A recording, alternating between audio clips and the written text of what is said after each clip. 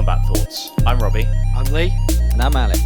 We're going to take a deeper look at culture and philosophy behind martial arts.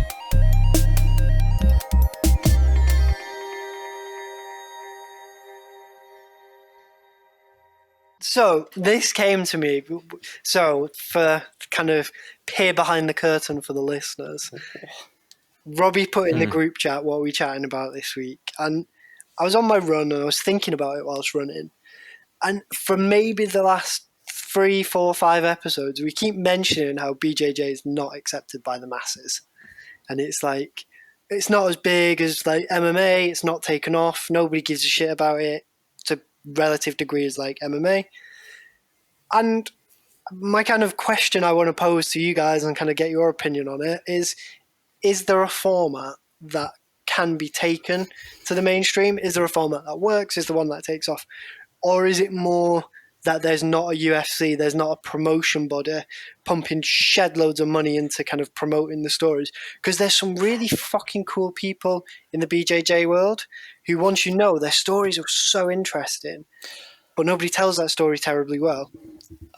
Well, I don't think that's the reason Jits isn't popular, to be fair. I think it's more about the fact that it's fucking impossible to understand. Like, I will watch grappling matches and not really know what's going on, and I'm, in the grand scheme of things, probably an expert. Like, we probably all are experts in, like, if you're going to take the whole population in comparison to Joe Public. Yeah, we're experts in the subject, and we'll look at grappling matches and just be like, I mean, I've competed in IBJJF and I've lost competitions on IBJJF just because I did not have a fucking clue what the rules. Like, I remember the first one I did, I thought I won. I called the guy in a straight ankle lock, and I stood up and I'm like, yeah, I'm like flexing. I got disqualified like a reaping. Yeah, classic. To be fair, I think the whole reaping thing is going to be a smaller part of the rules, a smaller part of the issue. I think it's the fact that boxing's popular because the gist of boxing is you get your hand, you hit them really hard with it, and you hope they fall over. And then you can even take that to MMA as well, in the sense of when the thing that pisses me off the most, if you ever watch the prelims of a UFC card, where the crowd's not stupidly loud, and as soon as they hit the ground, people start Ric Flair wooing. Yeah, that's it. That's what I was talking about, and people boo, and it. Yeah. Ugh. That's where I was gonna take it, was the fact that, you know, you can. I think where you can take a look at is exactly those moments where the UFC is like, it's fairly big because of those simplistic variables. You know, people standing up and knocking each other out. But as soon as it gets to the ground, okay, maybe look, if it's a quick submission and it's an impressive submission, sure. Like Ryan Hall, fucking up BJ Penn, or I don't know, Paul Harris, like ripping people's knees off, or guillotining anyone, like exactly, exactly. So sure, if it's a quick and easy submission, fine. But when there's like complex grappling, people just like, I mean, the amount of fucking times I've watched UFC and someone from my family or my friends walks in and they're like, "Oh, why are they just hugging on the floor?" But then you're saying like really good submissions get the credit. They get the credit for the person. They don't get promoted as like a UFC thing. When they do the Baba O'Reilly bit and they show the clips, and it's all like, it's Chuck Liddell knocking people out. You're not seeing Mighty Mouse doing the flying whiz bar or whatever he called it. No, I think I disagree. I think that is something they market quite well. And come back to Brian Ortega. They marketed the shit out of him guillotining Cub Swanson. For him personally, but I mean, as a UFC, when they're advertising UFC, it's always a knockout that they show. No, I mean, maybe him as the person, but they do still have highlight submission reels. I think people don't mind a submission. Like, if someone like smashes someone, goes down to the ground and gets a rear naked choke, it works. Because again, it's pretty easy to get. You wrap the hand around your neck and you squeeze. Like, people understand that. And they even understand, they might not understand the braking mechanics of a heel hook, but they can still understand Ryan Hall spins, grabs a leg, does something, and the other guy's in pain, right? That's easy enough to get. The issue is prolonged grappling exchanges. But okay, so here, I'm going to draw a parallel here. What about golf? Like, how is golf such a like? I'm not dissing golf. Okay, I understand that it's. I can see the point of golf, and I can see its a skill. Its a appeal. Skill game, yeah. Yeah, of course, absolutely. But in terms of it being a spectator sport, it kind of isn't really. Like, I mean, it's. I would say jiu-jitsu in that respect. I mean, obviously, I'm very fucking biased, but there's more happening in a jiu-jitsu match than there is a person playing golf. Yeah, but this is the thing again. Golf. But there's money. No, there's a shit. I don't think there's a shit ton of. I kind of have to maybe err on your side, Lee. Where maybe there isn't enough of those promotions. I don't know. Then there's enough money because I don't know. Maybe golf is it because there's a lot of fucking money in golf and it just gets. So I don't think golf's a good example for that because I think golf's easier to follow. Yeah, put the ball in the hole. And you've got to do it with 4 shots. But I also agree that because of that, people respect the skill more because everybody's been to a driving range. Everybody's had a go of golf and gone, shit, that's hard. That's really hard. Yeah, but then you have to. But how do you get to the point where you're actually watching golf? Because, like, yeah, I can fucking shoot some balls, but to actually watch a full thing where like people are just walking and then boom, oh, there's a ball. Oh, cool. Like, I could have. To me, that's. I've never sat there and watched golf because it seems like the worst thing in the world. Exactly. You're really having something against golf here, Alex. It's the trousers. He doesn't like the trousers. No, what you need is a sport that is. I don't know a sport that's really complicated to look at and understand that really appeals like to a wide audience, because people have tried with jiu-jitsu to make it simple to understand because people have tried the submission only formats, but no one's come up with a good format yet that reliably produces submissions in an easy to understand way, because that's what Eddie Bravo tried to do with EBI, but he also understood that you can't have a spectator sport going on for an unlimited time, right? Yeah. So therefore he gives it a time limit and he puts in a mechanism for what happens if you go overtime, and that mechanism, the EBI overtime rules, have completely killed it, because now people just play for overtime. Yeah. And people don't give a fuck anymore. The first 6 minutes is wasted because you kind of, and I think that's one of the big problems with jiu-jitsu for the masses is the majority of top level matches, unless woefully matched, pretty much end in a draw. It's really hard to get somebody in 6 minutes. Yeah, I know, but I don't think you need a submission to make jiu-jitsu exciting, because there are two things I show people when it's someone who's untrained who I'm going to show jiu-jitsu matches to. One is quintet, the best one being Team Polaris versus Team 10th Planet. That was excellent. But actually, a lot of quintet was really good. The other one I show them, which I think we'll touch on now, Tonen versus Palhares. Yeah, I was there for that. That was a really fantastic match, right?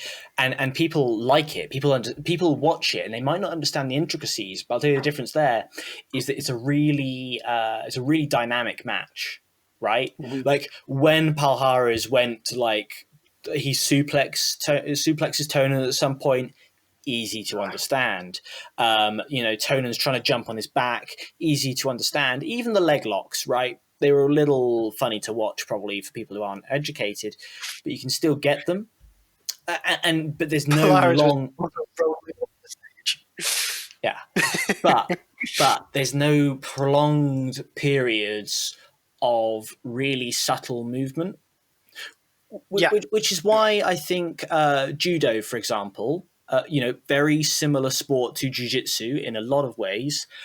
Judo is much more popular for people to watch than Ju-Jitsu is, because, again, you might not understand the details of it, but it's easy to understand that when you throw someone up in the air and they come smashing down, that hurts. And you might not even understand the points, but you're like, that guy's winning. You're waiting for that moment of excitement where somebody gets dumped on their head, which isn't always present in a jiu-jitsu match. Yeah, that's the thing. Yeah. That's the thing. The crux of it is you need those exciting moments, and you need those dynamic, easy to understand moments consistently through a match. And it's very hard to build a rule set that's going to consistently produce those moments throughout 10, 15 minutes. I mean, how can you do it? No, so I think Eddie Bravo has kind of been the big innovator in this scene. He's actually tried a few things, and some have worked, some have not. The overtime rule for kind of armbar position, spiderweb, or the back kind of works, but you ruin the first bit of it. Combat jiu-jitsu feels like it should apply, but then there's the huge problem of, and I've had friends say this, and it's quite infuriating, where they're like, oh, well, it's only slaps. So then people dismiss watching it because they don't see it as actual kind of dangerous, or they don't get that bloodlust you get from MMA when you can throw elbows. I think the trouble with combat jiu-jitsu is I think it's interesting, but I think it's kind of almost a gimmick, because it's trying to target the audience of jiu-jitsu and of MMA. Yes, yeah. But jiu-jitsu targets the audience of jiu-jitsu better than combat jiu-jitsu does. Mm-hmm. Yeah. And MMA targets the audience of MMA better than combat jiu-jitsu does. It's the problem of trying to be all things to all men. It doesn't always work out well. So then for me, that's where I think promotion comes into it, and kind of understanding the story. For me, one of the biggest names in the sport at the minute is Gordon Ryan. Mm-hmm. Of course, yeah. Purely, don't get me wrong, he's brilliant, but there's a lot of other brilliant competitors out there. His self-promotion really took him to that next level, and he's making a hell of a lot more money than the other people in his kind of bracket and band, just because he's got good promotion. Like him, hate him, think he's good, or what, you want to watch him either way, to see him win, to see him lose, to see what new shit they're kind of doing in the den with John Danaher. So is there a need for a body like an EBI, or Meta Morris back in the day tried to do it when they kind of, their pacing was really wrong on the show. I didn't like it, but they tried to do a video of every person who was fighting on the card to give a bit of backstory and kind of make you give a shit about them. I think, like Polaris tries that, right? They have the episodes before each event, and they tend to go through them, go through the competitors, but it's not as maybe well polished or as like made to look exciting as a UFC. Countdown is taken a bit far, maybe, because those are like really TV quality shows, but I kind of feel like the athlete persona aspect of it is something that's better for building on an already exciting sport. Consider MMA as a whole. The UFC does a very hit and miss job of promoting athletes, but sometimes it does a very good job. Conor McGregor, the best job that they've ever done at promoting anyone, because he's a very promotable figure. Mm-hmm. However, they got along just fine with a lot of people who they don't really tell a story for. And the reason for that is that they have exciting moments in the matches. And if you don't think that that's why the match is exciting, I mean, consider the fact that we go to UCMMA and know no stories, we know nothing, but there are still exciting matches. I will watch a UFC card and not know who a lot of people are, but still get excited to watch them. Now, but I don't go to any other local promotion show unless my friends are competing on it. Yeah, but if you watch a Cage Warriors event, like if you watch it, you will enjoy it.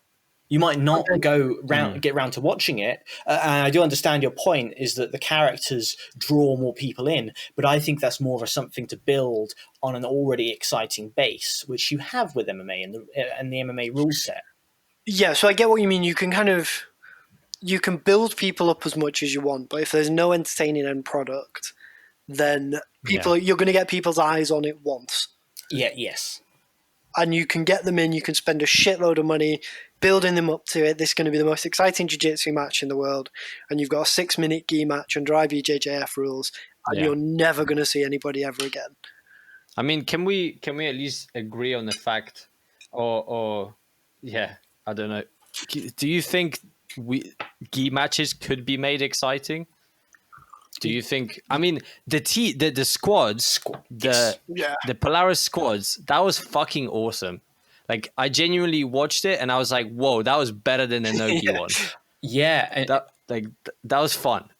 Yeah, you know why? So when I was chatting to Brad about this, he thinks it's because the matches were so short, because people fucking went for it, right? Yeah. Like there weren't a lot of submissions actually. How many submissions were there over the evening? In the gi one. In the gi one, like 3. In the gi one. Yeah. No, it was like 8. Was there that many? Yeah, there was quite a few. Oh, okay. It was a lot. Fine. Well, nonetheless, people really went for it because the matches were short. There was no conservation of energy, and that was kind of the downfall. Also, in the no-gi one, is that's why there weren't a lot of submissions there. I am surprised there were so many submissions in the gi one. I'm completely misremembering it now. Yeah. Yeah, I mean, people really went for it, and they had exciting, dynamic matches where there were lots of movement, and it was exciting to watch without the submission. So even the first one was exciting. It was still a good match. It's just there weren't that many submissions, and this is what I'm coming back to again. You need a rule set not that generates submissions. So I like what Eddie Bravo thought of, but I don't think EBI is targeting the right problem.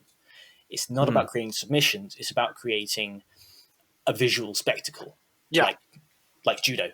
It's the display athleticism, movement. Like, you can get stuck in somebody's half guard for 20 minutes quite easily. And I think that fighting for different positions, movement, is way more appealing because actually just watching people kind of try and throw each other around, people can get on board with. The intricacies of, like you said, fishing for an underhook, I get it, and I quite like it because I like top half guard, but very few other people are kind of buzzing if somebody gets an underhook and are looking to pass. So kind of creating stand-ups, creating kind of... People love scrambles, don't they? Yeah. When Yoel Romero fights in the UFC and he goes mental and throws a flying knee and then ends up on his side and the other person's trying to jump up, there's that scramble. It does get you a bit excited and you're like, what's going to fucking happen? And like, that's what... And that's what I liked with the Polaris was there was a lot more scramble. And I think you're right. I think it's, here's your time limit and it's quite short. And if you don't do anything, well, bye, you're off.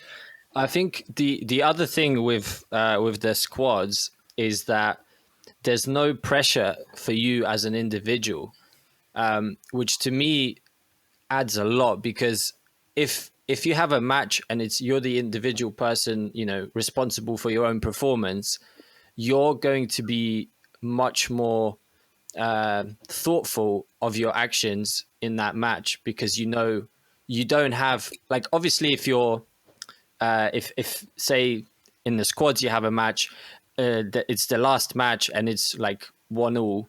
2-1, you might be a bit more careful, right? But let's say for the majority of that competition, you have still got other people to fall back on. So the pressure is not as big on you. So you can take the chances, you can go and try things that you maybe wouldn't otherwise. I actually think that's a good point because going back to the old jiu-jitsu shows, Brendan Schaub for Cyborg, and he took that as a win. And mate, if you want to waste 10 minutes of your life, watch on. He bragged about it though, because in his eyes, not getting subbed by this guy was the biggest achievement in the world, and he told everybody how great he was. They booed him and everything, but it's better to not be subbed. It was kind of like the realization is I am not on this guy's level. He's going to fuck me up, but I'm good enough to stall out and just be a bit of a wet fish and just not get subbed. That kills people. That kills it as a spectator sport. Yeah, because he's not caring about the spectator aspect. Grappling for him wasn't a career, and he wasn't incentivized to make it exciting. So I guess that's the one thing you can do: incentivize people to make it more dynamic and exciting. And I think in a way people are already incentivized. I mean, Gary Tonin. I don't think has Gary Tonin actually won, like bar EBI. He's not won like a lot of the highest level competitions. He's won a lot of good matches. Yeah, he's quite matchy. He did well in ADCC, but he didn't win. Yeah, right. But he is a lot of people's favorite grappler because he's the most exciting grappler. And there's a conscious effort on his part to not be the boring guy. Yeah, exactly, right? And so there already is incentivization to do that because everyone knows his name now. He's made a lot of money out of that. He's done very well for himself. And he has won big matches. And I'm like obviously not trying to put down Gary Tonin, but he's not the absolute world. He's not the world champion in his weight class. Mm-hmm. So, yeah, he's won 73 out of 95 matches. I think his biggest ones are like World Nogi in 2012. He did get gold, but I mean, yeah, it's not let's say his mate from Danaher's squad, it's like level, is it? Like Gordon. So it's not Gordon, it's not Buchecha, it's not right. Yeah, exactly. The other way, it's not Hodger Gracie, is it? It's not. No. You look at like his credentials and. And arguably, Tonin might be more famous. I wouldn't argue that. I'd completely back that Tonin's more famous. Yeah, I guess then. So the thing is that you need. That's quite hard to manufacture. That's just got to be someone that something does on their own back to decide to be the most exciting grappler because you can't have you can't enforce it in a rule set unless you introduce penalties, but it would have to be so. Then it gets messy. You could always if you had enough money, you could always give out bonuses. I know. I think is there a nudge? Not though, because I know we've spoke about this before. Not the way the UFC does it, where it's like win and lose bonuses. But a kind of an incentive by the way of like, if you win by submission, you'll get a bit more. If it's the best submission of the night, you'll get a bit more. If you do a really entertaining match that we can kind of take clips of and put on our Instagram, we'll give you. Well, why not have a performance of the night bonus? And just kind of nudge people in the right direction because that's the thing. It's behaviors, isn't it? We've said before on here that the way the rule set is dictates how you train, how you look to compete, how you kind of get out there and represent your jiu-jitsu.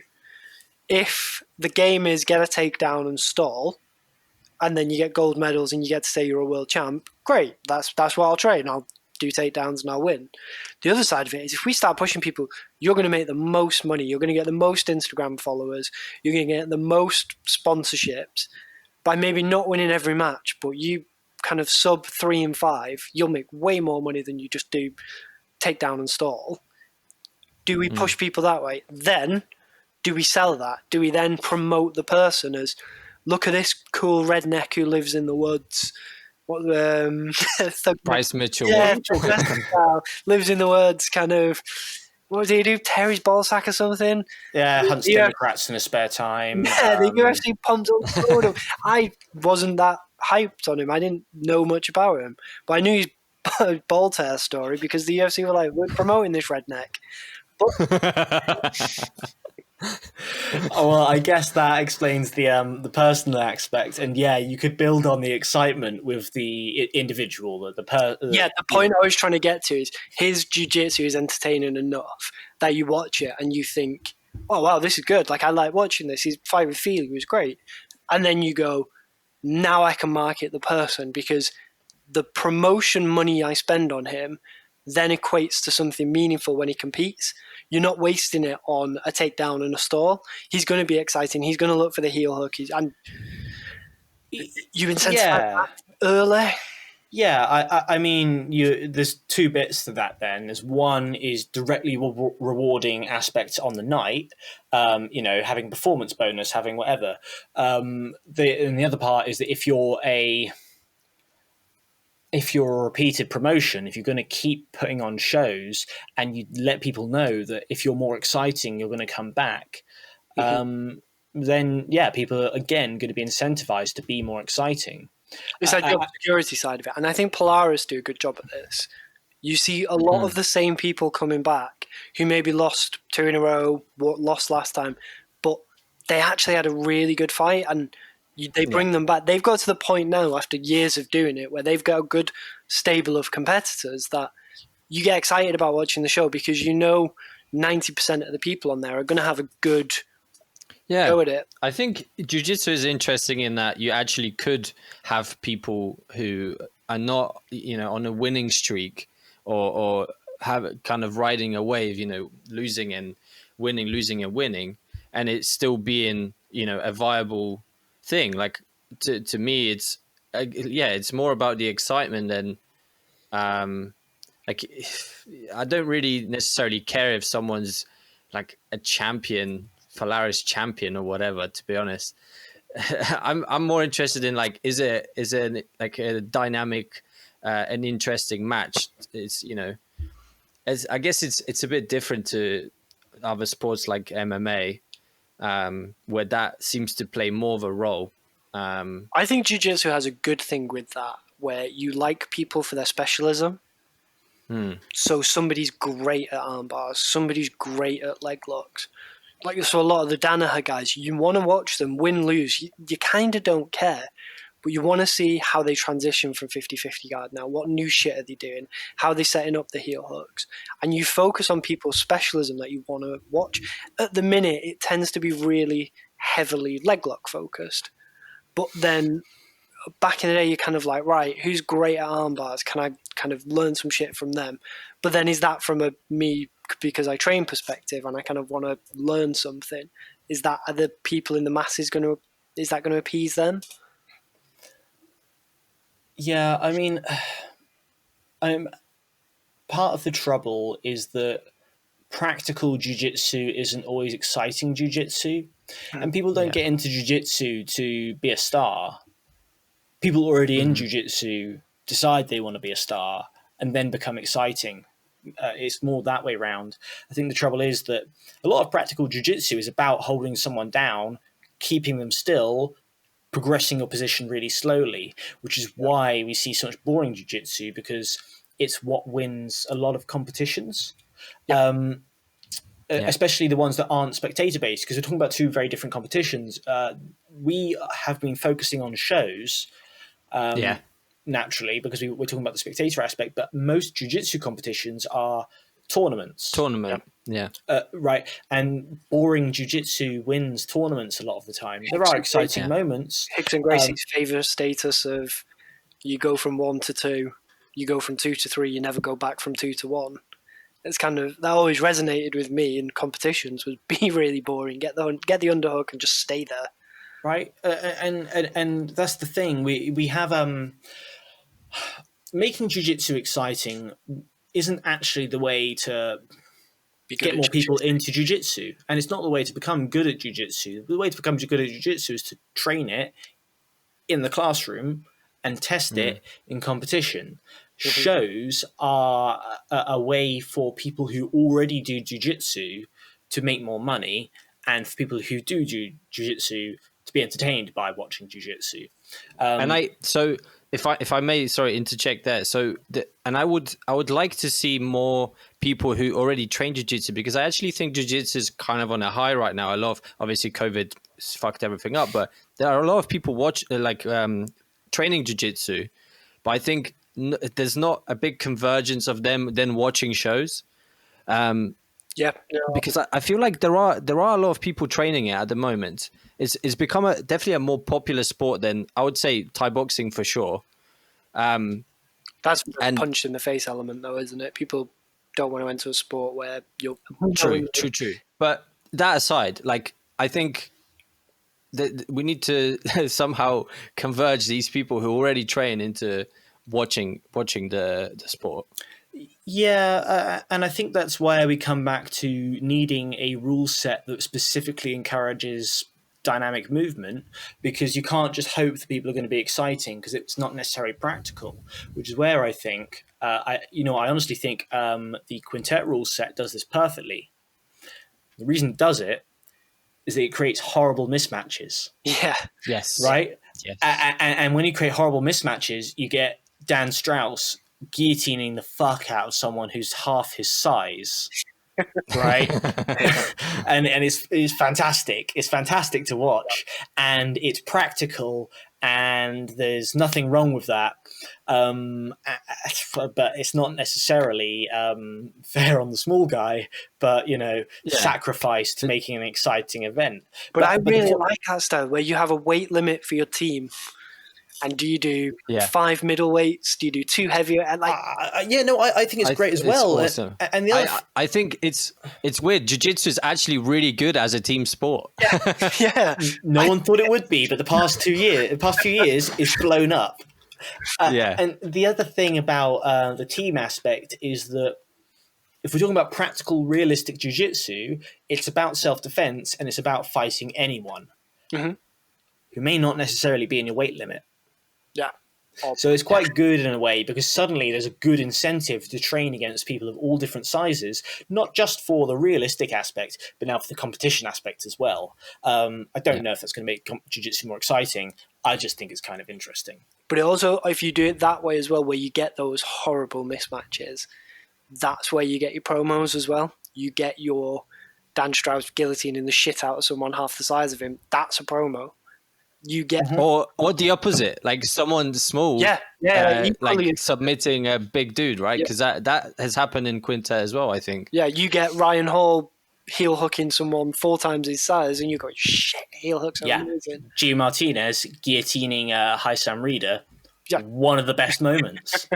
That's the moment where watching it, you're screaming at your TV. You get that oh shit moment. That's what you need. And I think Quintet does a good job of setting up that rule set. I don't know if it's perfect, but I like the way that it creates mismatches. I like that they were penalising. Well, no, I like the way in the first 2 how they were penalising inactivity. In the third one, they just went way over the top. That's where I meant it can get messy with the penalties. I think that you just need to encourage people to be, again, dynamic. You just need to encourage people to make progress. And the thing is, in any sport, even ones that are like widely considered very good spectator sports, you are going to get boring matches, and you can't expect to have an exciting one every time. But it's about creating more consistent excitement as time goes on, and it's about creating more consistent movement and not letting people get bogged down. There's a UFC fight this weekend, right? There's a card on, and I think average is about 13 fights. You don't get 13 barn burners. You get 4 or 5. It used to be a bit more, but you get 4 or 5, 6. Yeah, you know what? A lot of UFC matches are kind of boring. Yeah. Yeah, and I think that's what's happening with MMA at the minute as well, is the BJJ problem, is people are so well matched, it kind of, nothing really happens. I hate to say it. I think it's because they're putting on too many cards. Well, yeah, there's people who are in the UFC now who historically wouldn't have gotten in the UFC if they didn't need them for the cards. I kind of disagree with that. We're kind of running out of time, so I'll try and be quick. I don't think it's about people being good, because, again, watch any promotion and you'll find exciting fights no matter how good people are. People in one aren't as good as people in the UFC generally, but I genuinely think that one has probably got the most consistently exciting cards out of any promotion that I watch, whereas Bellator, just slightly worse than the UFC, but way more boring. Yeah. And I think it's because they're putting on too many, and people are only available for certain times. Styles make fights. You're matching up anyone you can. You're just going to start getting loads of boring ones, and I think that's the trouble with the UFC right now. They're just overdoing it. Yeah, fair. I mean, can't disagree. I do have one question before you shut down, though. How much did one pay you to say that? Nothing on the record. Sponsor us.